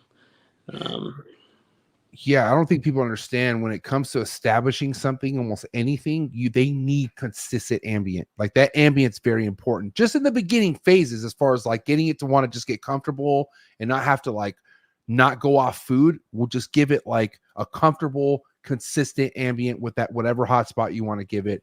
And that's like your very first step into just not fucking up a new arrival or something. You know what I mean? That ambience. But when you get something in and like, let's say it arrives and your room's at 79 or 80, and then at night it drops down to 65 or some shit, that I don't give a fuck what hotspot you have in that tub. It's going to feel the effects on that outside ambient. And I'm telling you, you know what I mean? And it's going to not really be too consistent in that tub, Yeah. And that kind of, I might derail us here, but my whole goal and how I keep my ambient temperatures and the set points on my thermostats is to reduce the amount of power that gets sent to the heat source, and to reduce as much as, try and reduce how hard it's working. Like you said, if you have an ambient of 65 and your hotspot sent to 89, your heat tape is going to be running at 100% shooting to get to that, set right temperature. I aim to keep the percentages on my, herp stats and whatever else to work as little as possible, but still having to work in order to provide an ambient spot, right, or a basking spot rather, or a warmer area, while doing as little work as possible. So yeah, I have a lot of thoughts on that matter. Yeah. And mind you, like it's just, it's growing, man. The chondro game's blowing up. Like it's huge right now. Like it's everyone want to get their hand on a chondro, but a lot of people don't know what the fuck they're doing, unfortunately, and that's only because their excitement gets ahead of them. And I've been there myself, but it's a shame to see how many people just kind of avoid advice, maybe not on purpose, but to the point where they're just now dealing with something that's not established, and it's now you're going backwards, and that could just kind of just put stress. I don't care who you are, but when you have a baby chondro that's not eating and it's new and you've had that thing, and that thing's priced at with a comma in it, more likely it is. Like if you have a United States captive born and bred chondro, you're paying goddamn near no less than $2,000, but either way, it's just like small things you could avoid if you just kind of focus on what it needs. And I feel like any new arrival needs consistency. I do.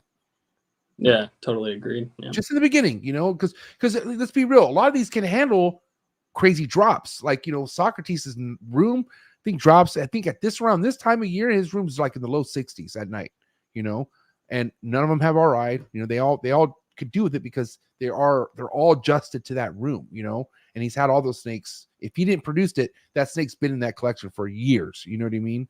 But it's just not something you throw a new snake in right off the bat, because mind you, a lot of people do keep their rooms at a pretty close ambient. Like, not too many people do drops. I know people do that, but for the most part, a lot of people keep their shit around 80 to like 70s. Like, that's like the preferred, ambient. But these things can handle fucking cold temps. You know what I mean? Yeah. My ambient's 77, 78 for 10 hours of the day, and for 14 hours drops down to 74, 75. Now, I've had a lot of great respectable breeders, when we're talking about chondros and even emeralds, you got people that religiously believe on certain cycle systems when it comes to trigger breeding and whatnot. What do you believe in? Do you feel like all cycles matter, like food, light, temps, all that stuff? Or what is your cycling preferred method?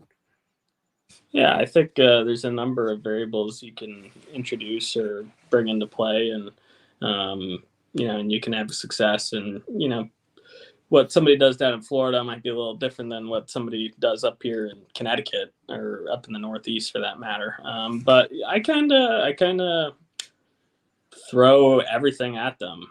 I really know when my season's beginning once I see my heat panels start to work harder in my cages. I might not see the drastic temperature change on my various hydrometers throughout the room or sensor posture or any of that fun stuff, but it's really, I know my key to start dropping temps is when my heat panels are working harder, right? Which I haven't seen too much as opposed to the last couple of days. So James is already, putting snakes together, getting lockups. I haven't even thought about, putting snakes together. I'm probably going to start cooling this weekend. So I dropped the temps. I reduced food intake a little bit. I almost do it unintentionally. But yeah, I feed up more in the spring, summer, and kind of put my foot off the gas around this time of year. And then, I put them together and see what happens. So, but I also play with the light cycle in the room and, the ambient temperature of the room. Like I said, this time of year, it'll start getting down to 72, 71. So I kind of throw the whole book out. Yeah. You know what? One thing about lighting, I feel like, and this is just me personally with my own, I've been overexposing these fucking things way too much, and I'm just saying in a sense where, like, they don't, if you have a snake in a 3x2 like mine, the walls are white, they have a plant, which I'm working on that. I want more canopy-ish type thing for them, but man, it must be annoying to have that fucking light on you 24/7. Not 24/7, but I used to have the lights on for at least 12 hours, like, because everything's on with my monitors, right? My monitor lights turn on, these turn on. And I run my monitor lights because of the hotspot for 20, because that's what they need for 12 hours, right? But these things don't need fucking that much light for 12 hours, not even a little bit. I don't even think they like that much light. In the wild, if you kind of look at any of these kind of being taken pictures of in the wild, they're either in a tree, under a tree, or something where they're not, like, they're just not in the fucking sunlight. They're not a monitor on a rock that's sitting there like fucking like happy to be there, right? They're trying to hide, I feel like. Yeah, I'm sure they want temps at their liking, but like every snake, like I say, snakes don't want to be fucked with. Snakes are trying to hide from things. They're trying to be not in like sight. You feel me? So I don't know. I've cut the lights off a lot. Like now, I turn the lights on maybe around like 3:00, and by 6:00 they're out. You know what I mean, or something. But they're not on nearly as much as they were once on, because I just don't feel like that was necessary. Mind you, they have a big daylight window behind them. So when the sun comes up, they're getting all this natural light that kind of just transfers over. So it was just kind of me looking at myself like, I think you're overkilling it. And I think you're just kind of like doing the whole like, well, I have it, let me display it, but I just don't think it's necessary. And this is just what I'm thinking about lighting. I don't think they need it all the time. Yeah, I would agree. I don't think having a 5,000 Kelvin LED shining in your eyes is, ideal. Like imagine like you're in prison or some shit. It's like fucking Spike, like it's just man, I just feel like that must suck. And mind you that they don't talk to you and they might not even care. I could just be overthinking, but still I'm just like, fuck, like, I would want some more privacy and more darkness, especially if you're a snake and you're just trying to be dark, just kind of be chilling. So yeah, I don't have cage lighting in any of my cages. Downstairs, it's all their light cycles, whatever the ambient, whatever I set the lighting into the room. But I did just get all my new caging that I've been waiting a while to get, for my chondros, and I am putting lights in all the cages. But that's just because it's nice to flip the lights on when people come over, and sometimes sit back and admire what you put together. Yeah, mind you, I'll throw it on for the show, and then obviously if I get to my point where all the lights turn off, then I shut them off, right?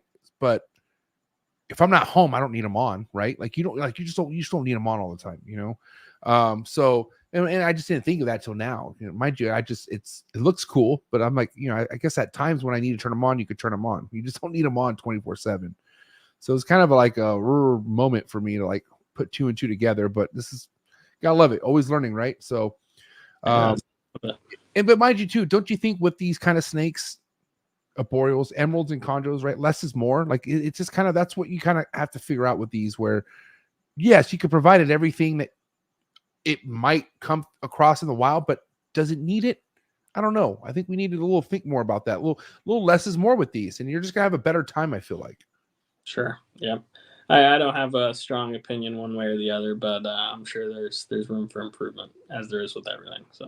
Yeah, so you were talking about James, his stuff's in the basement, right? So, and he doesn't have any lights, or does he have lights? Yeah, he's got lights in all of his cages, yep. Do you know what his light system is? Do you know if his lights are on during the day while he's not at home, or how he runs his lights? Yeah, they're all on timers. So, yeah, they're on even if he's not there. Do you know how long he keeps them on for by chance? Well, it's a good thing you're having him on this Thursday, but yeah, I don't know. Well, Andy, you know what? I heard you do a lot of like assisting for him. I thought you would have all this information, even though you're right. I could ask the guy a Thursday night, but aren't you his like his handler?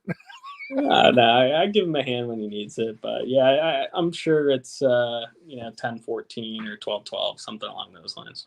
Okay.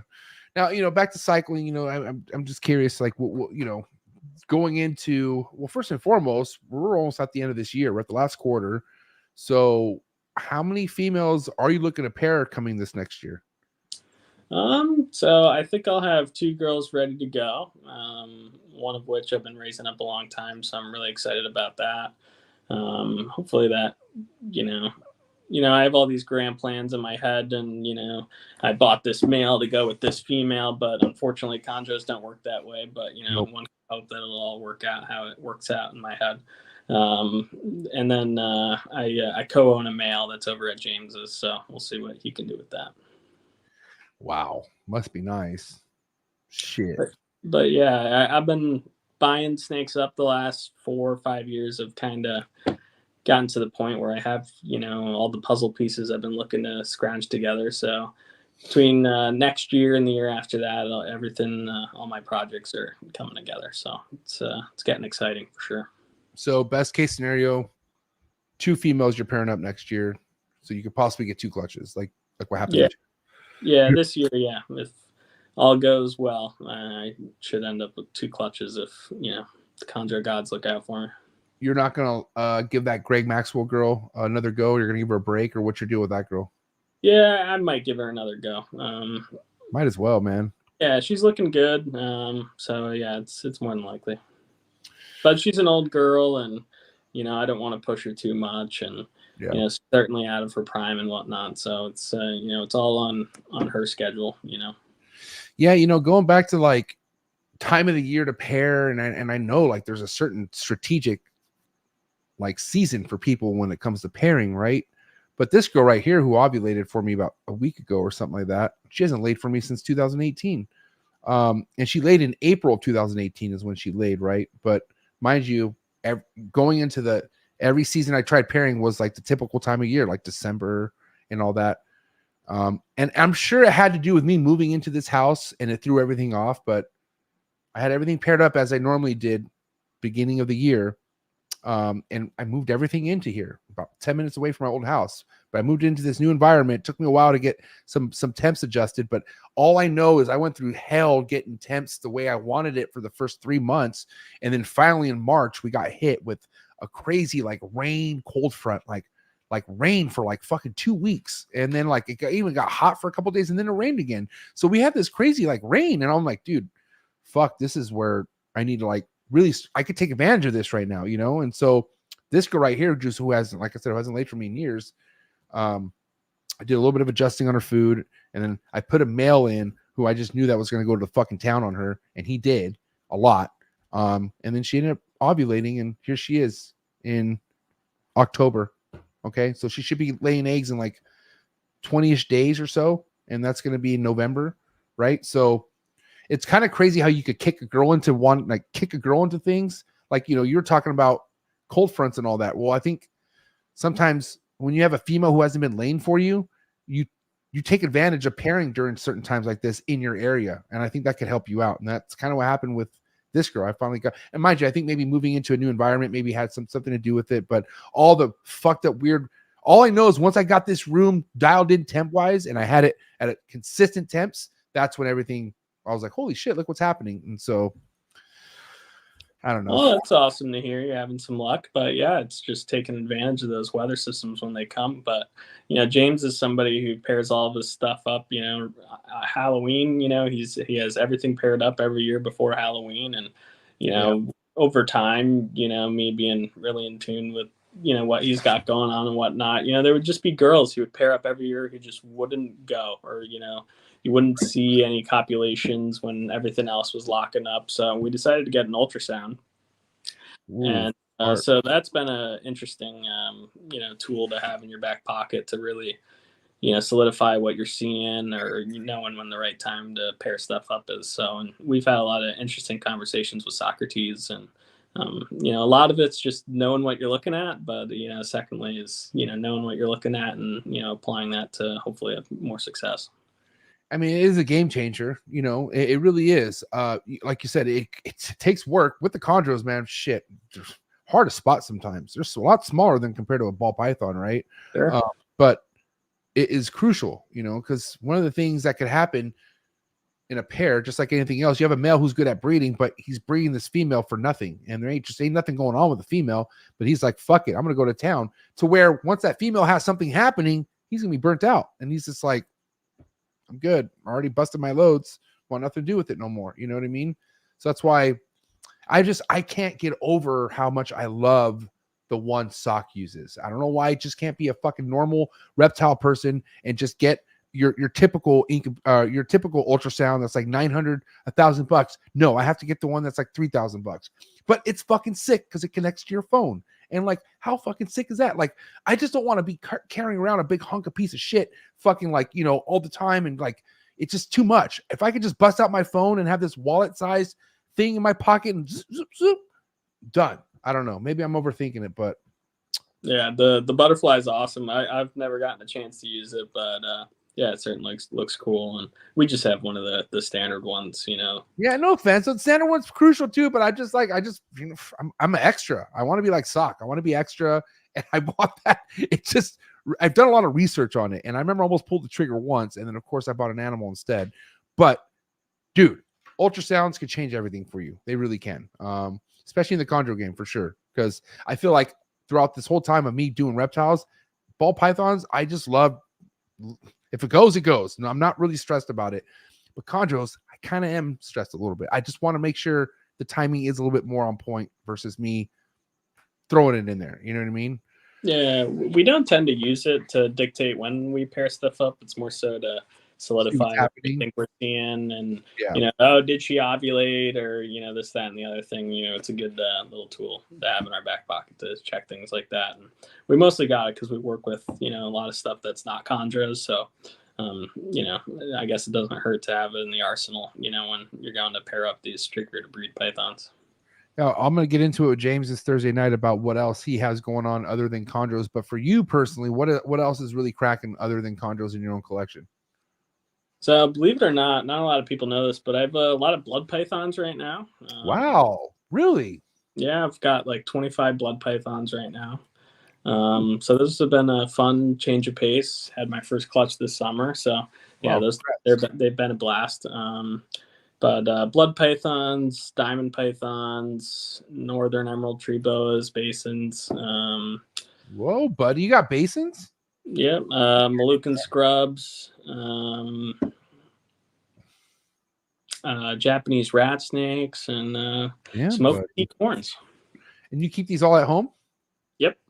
So I have 2 separate rooms. You know, when I originally built my snake rooms 3 or 4 years ago, you know, I always had plans. I always wanted, you know, the cold pythons, the Bolins of the world, the diamonds of the world. So the vast majority of the square footage, you know, that is my snake rooms, is built out, you know, uninsulated and catered towards the cold python. So it was always a matter of when, you know, not if, you know. So that's really neat.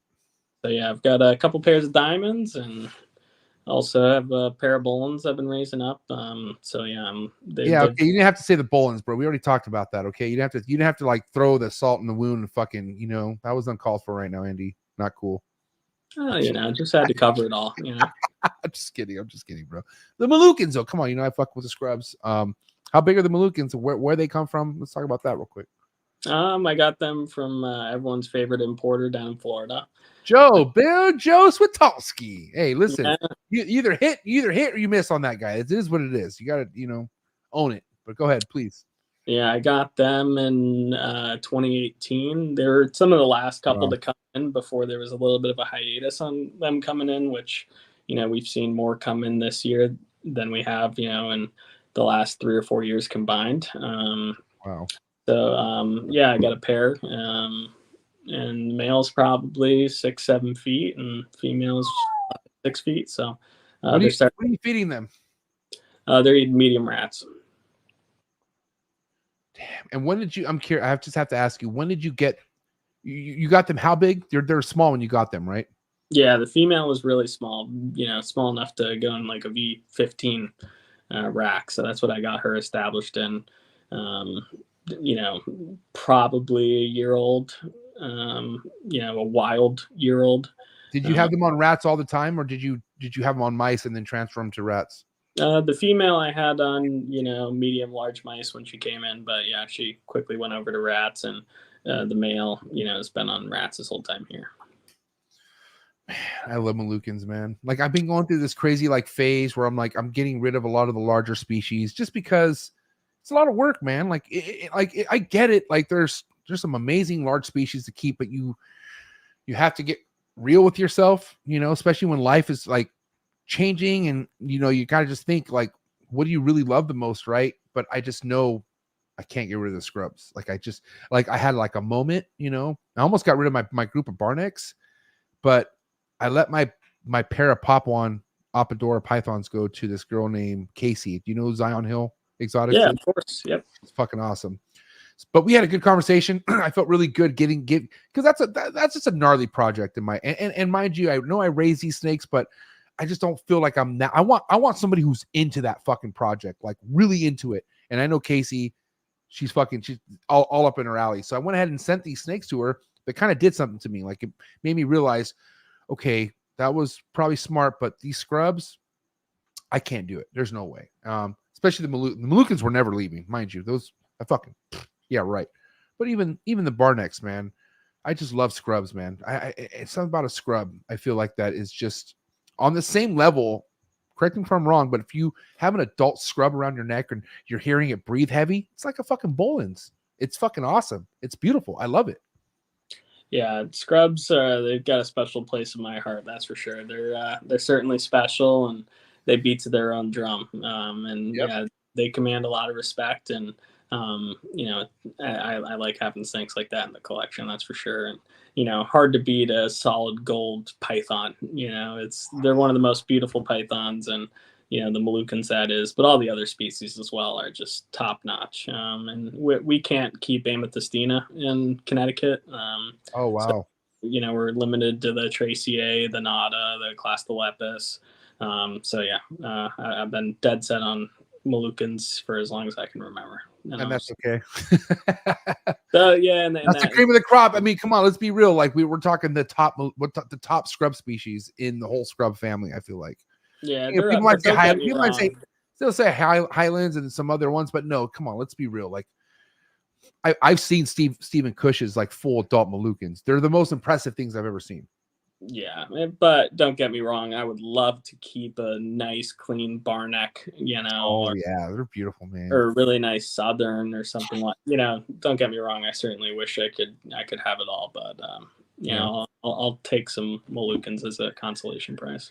I love raising mine, man. They're great. One of my biggest joys I feel like about these majestic, beautiful, big adult species is raising them up. Like just see them as a small age and as they grow.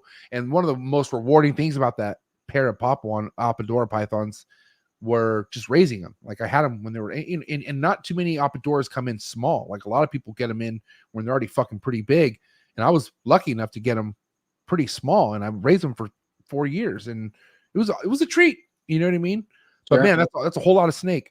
And one thing I love about a scrub, it's just a very confident snake. Like how many snakes are that confident? You know what I mean?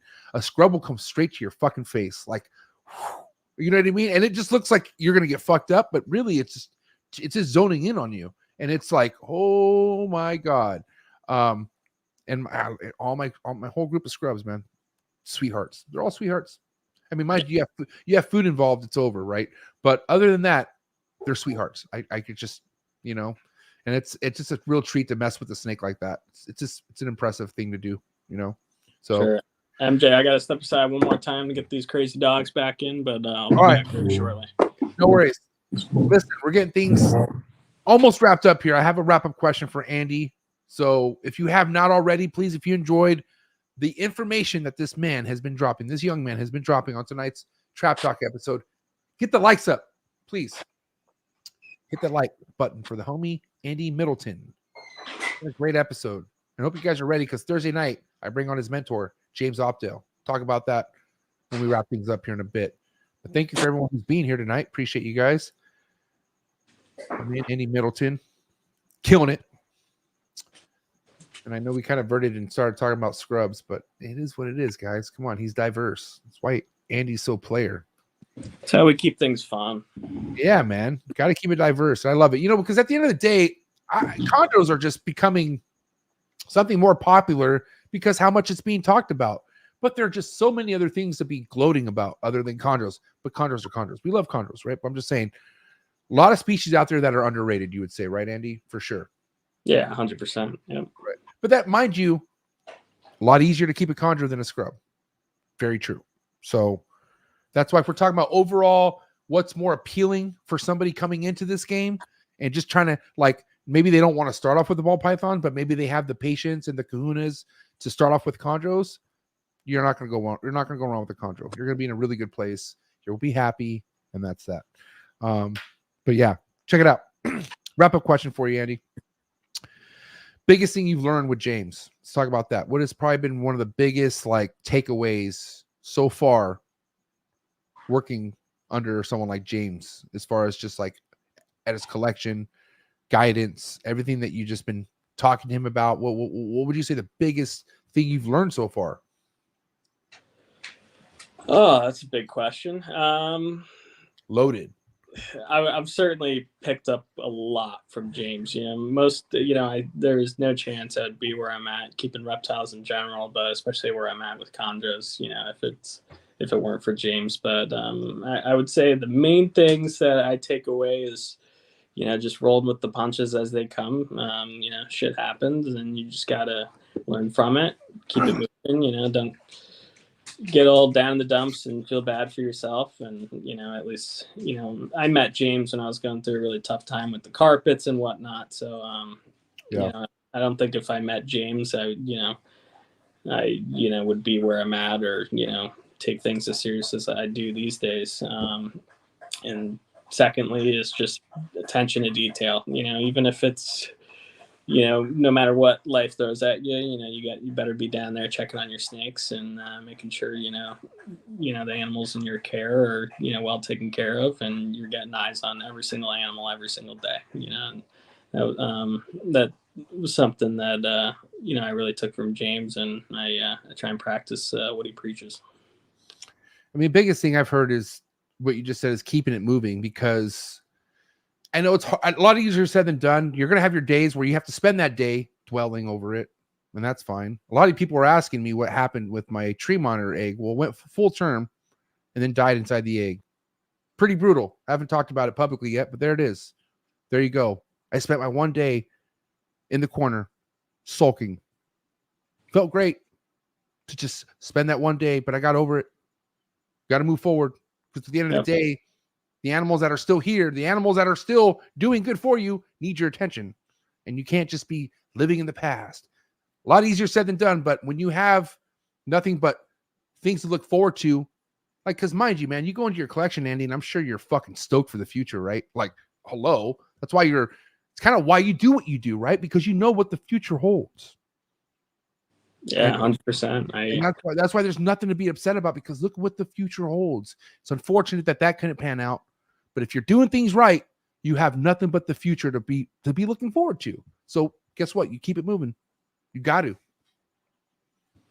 So the biggest piece of advice from any OG out there, man, they all fucking keep, I mean, that's why the title for James is More Horror Stories, because I'm sure he has them. I'm sure he has them, and he has a way of saying them where it's like it's a fun way to learn about something so horrific, because it's the reality of it, right? Yep. He always puts a positive spin on things, and there's no good storyteller quite like James. Just remember, when you're out there down about something, you're not the only one. Okay. People legendary in the comments tonight, like Patrick Holmes and Bill Stiegel, they've been through fucking hell with those goddamn chondros, James, hell. Socrates, hell. All my mentors have been through hell with these chondros, but guess what? They're in it and they ain't giving up. So I think it's about having the fucking dog in you. You know what I mean? Just got to have that fucking that dog in you to move forward. And the future is what holds the glory, and the journey is what it's at. And I just love that I've been a part of your, just as far as a fan of your work, Andy, and you just kind of doing things on the Andy tip. I've been a fan of it, man. I love watching you grow into here. And how old are you now, man? Because I felt like I met you when you were so young, but you still do look young. So how old are you? Yeah, I'm 23 these days. Yep. Dang, so I met you right before you were 20. 19 years old, I think I met you. Damn, dog. Time flies, bro. It sure does. Especially when you got snakes. But you're having fun, right? Living the dream. What can I say, I love it, man. Well, listen, great episode. I appreciate you. I have hot seat questions, though. Okay. Of course. I know you just killed this episode, but I do got these hot seat questions for you. Quicker the better, the more player. If you have to explain an episode or two. All right. Guys, again, get the likes up for Andy Middleton. Hot seat questions. Ending this new breeder on the block episode in style as usual. You ready, Andy? Yes, sir. Here we go. Frozen thought or live? Frozen. A cut or no cut? No cut. Yet red chondro neo or yellow chondro neo? Red. Northern emerald tree boa or a basin emerald tree boa? Basin. Pre first shed meal or post first shed meal? Post. Yay imports or boo imports? Yay. One reptile you would want to import to your collection anywhere around the world, what would it be? Owen Pally pythons. Oh wow, that's like something nobody has, right? That's that one species of pythons that US can never get. Am I right? Yeah. Allegedly, there hasn't been any that have made their way over here, but allegedly. All right. How about one reptile you could think of that nobody should import? Leave it the fuck alone. Don't touch it.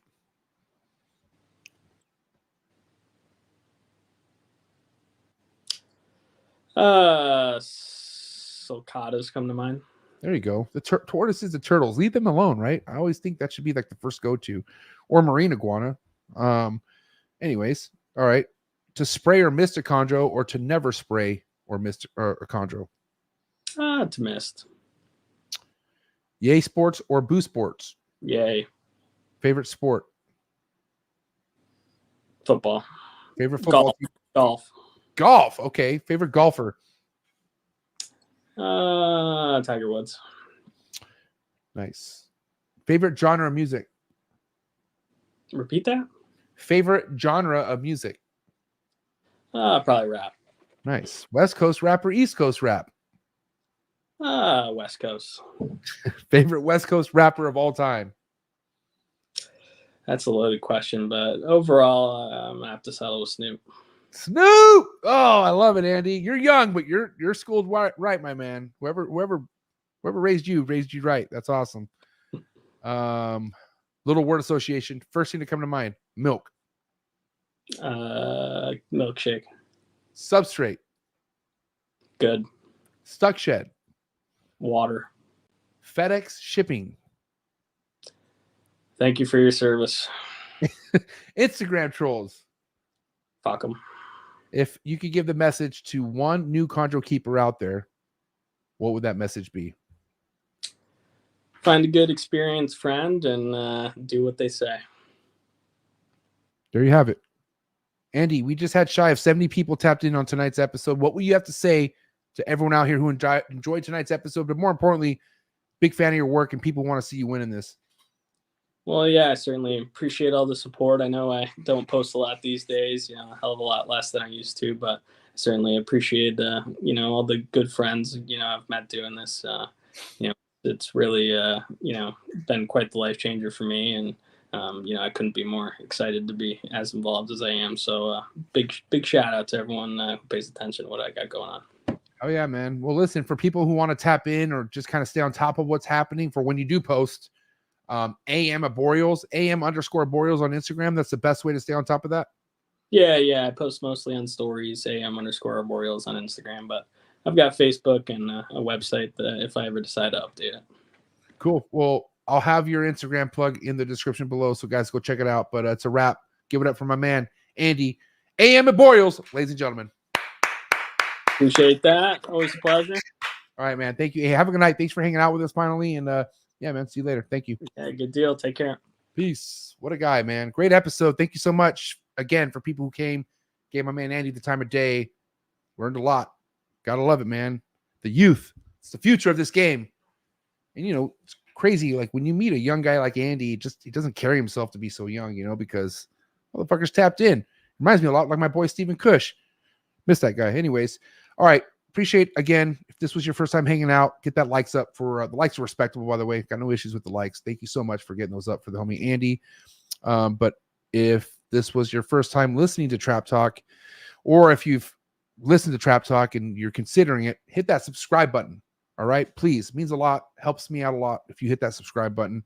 Hit that notification bell. Select all. And then you'll be on top of every single podcast that is dropped here on this YouTube channel. Don't forget, you could also listen to any Trap Talk Reptile podcast episode on any major audio platform, Buzzsprout, Apple Podcasts, Spotify, Google Podcast, all the major ones, okay?